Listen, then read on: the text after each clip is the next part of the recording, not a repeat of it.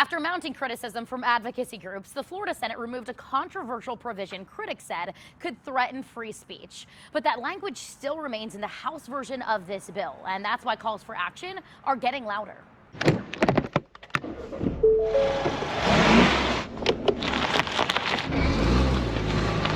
On the road to the state capitol. It's obviously not, the closest, most convenient place to get to, but this is really, really important. Captain Chris Whitman of Captains for Clean Water has a mission to stand up and voice concerns. The Florida Farm Bill could silence advocacy groups and threaten free speech. Anything that silences or makes people think twice about using their voice is unacceptable.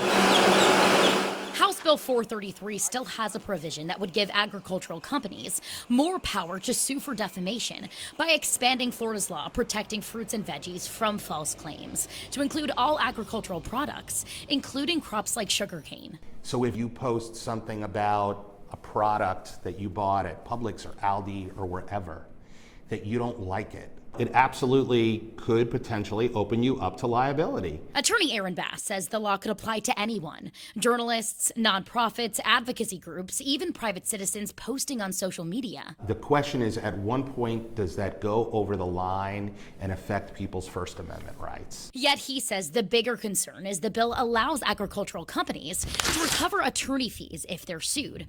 But if the defendant wins, they still have to cover their own costs. Would this effectively silence any critics of an agricultural company? Yeah, I think so. I think it would have a chilling effect on a lot of equality and justice groups, nonprofits in our society. And that's really concerning to us. Eve Samples, executive director of Stewart nonprofit Friends of the Everglades, fears this bill would undo the decades of work by her and other groups to reduce agricultural runoff, polluting Lake Okeechobee and the St. Lucie estuary, fueling harmful algae blooms. We've been at this for many years at Friends of the Everglades, and this would really force us to think about every tiny detail that could be disputed by the industry. That's why she and others are still fighting. Yes, this will be our third time going to take what was removed from the Senate out of Tallahassee altogether. We've seen progress, and absolutely our voices do matter. Kate Hussey, WPTV News.